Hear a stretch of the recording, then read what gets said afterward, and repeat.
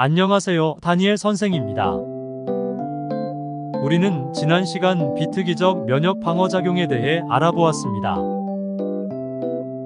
비특이적 면역 방어 작용은 우리 몸의 눈물, 콧물, 피부, 위산 등 방어벽을 이용한 방어를 말합니다.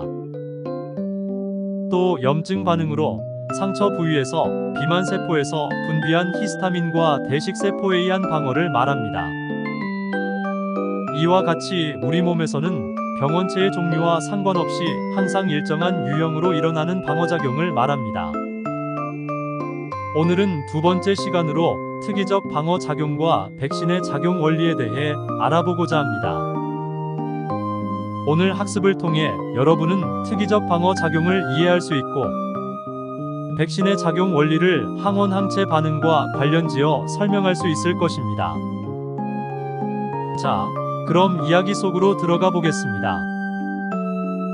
특이적 방어작용. 특이적 방어작용이란 글자 그대로 특정 병원체를 인식하여 특이적으로 제거하는 면역 반응입니다. 이러한 특이적 방어작용에는 림프구가 매우 중요한 역할을 합니다. 림프구는 백혈구의 한 종류로 B세포와 T세포가 있으며 골수의 조혈모세포에서 생성됩니다. T세포는 가슴샘으로 이동하여 성숙하며 B세포는 골수에서 성숙합니다. 성숙 장소의 차이로 T세포와 B세포로 불립니다.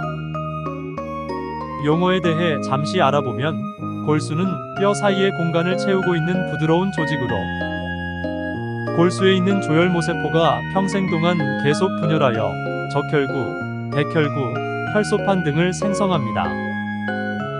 또 가슴샘은 한자로 흉선이라고 합니다.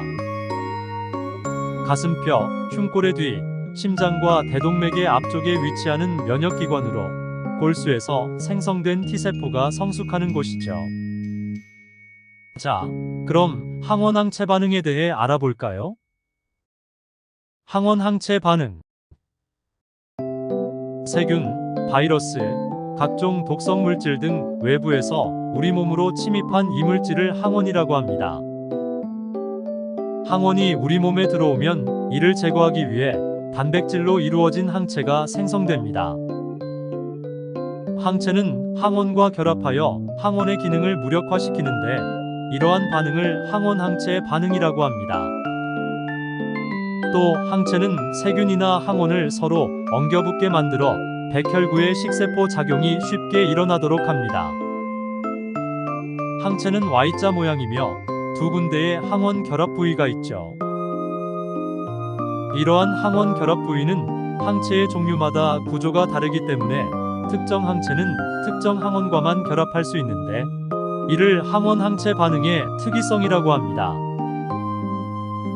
항원항체 반응에 대해 이해되시나요? 그럼 중요한 면역 반응에 대해 알아보겠습니다. 세포성 면역과 체액성 면역. 특이적 방어 작용에는 세포성 면역과 체액성 면역이 있으며 두 가지 모두 보조 T세포가 관여합니다. 우리 몸에 항원이 들어오면 대식세포 등은 식세포 작용으로 체내에 들어온 항원을 잘게 분해하며 분해된 항원 조각을 세포 표면에 노출시킵니다.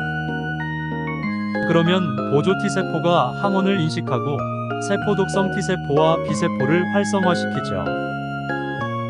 활성화된 세포 독성 T세포는 병원체에 감염된 세포를 직접 공격하여 파괴하는데 이를 세포성 면역이라고 합니다. 세포 독성 T세포는 암세포와 같은 돌연변이 세포를 제거하기도 합니다.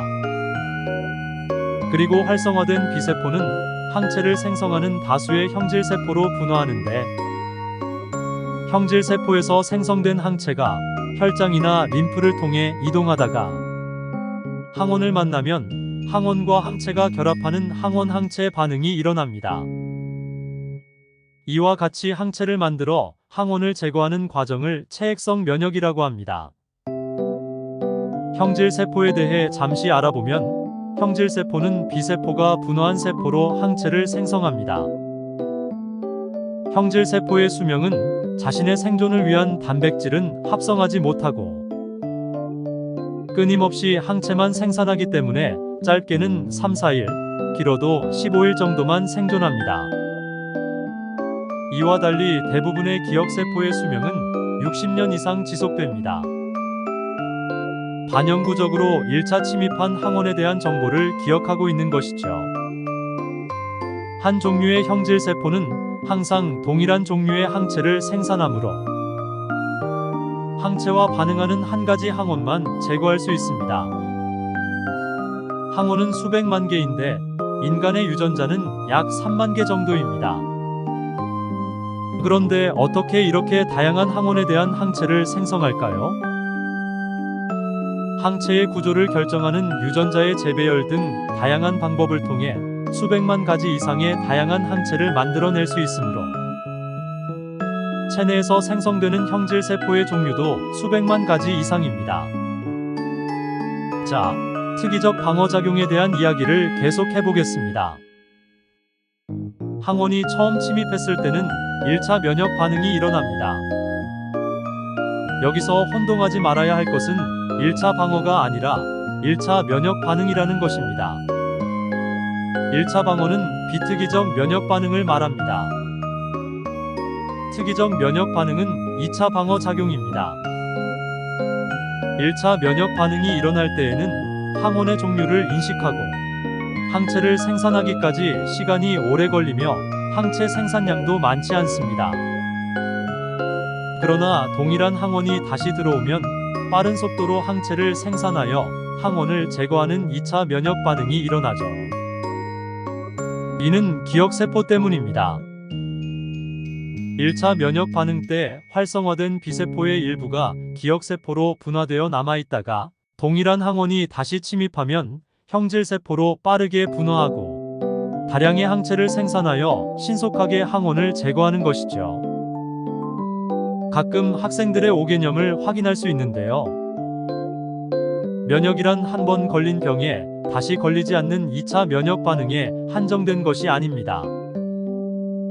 면역에는 비특이적 방어작용과 특이적 방어작용이 모두 포함됩니다. 혈청과 혈장의 차이점도 기억해두기 바랍니다. 혈액을 상온에 놓아두면 응고하여 굳은 혈병과 액체 성분인 혈청으로 분리됩니다.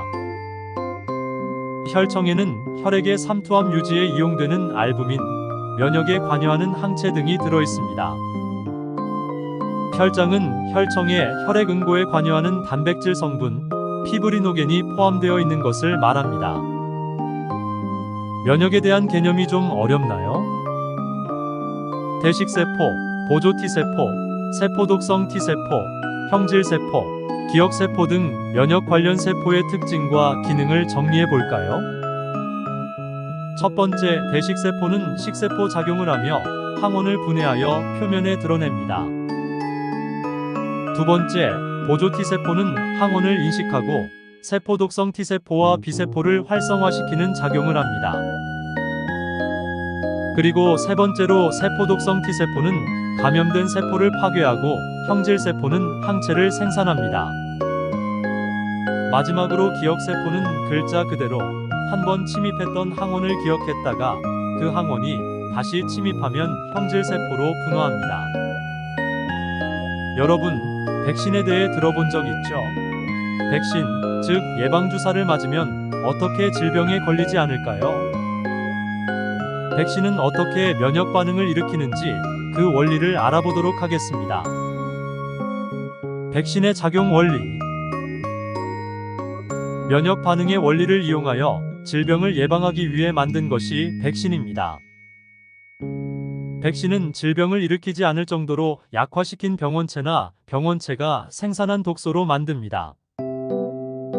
백신을 주사하면 우리 몸에서는 1차 면역 반응이 일어나 기억세포가 생성되죠. 이때 생성된 기억세포는 나중에 동일한 항원이 다시 침입하였을 때에 신속하게 형질세포로 분화하여 다량의 항체를 만들기 때문에 백신을 이용하면 질병을 예방할 수 있는 것입니다.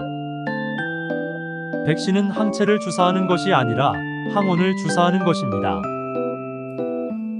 그럼 뱀에게 물렸을 경우에는 어떻게 해야 할까요? 생명과학과 통하는 의학. 여러분 면역 혈청이라고 들어본 적 있나요? 면역 혈청이란 다른 동물이 만든 항체를 주입하여 항원을 제거하는 인공 면역 방법 중 하나입니다.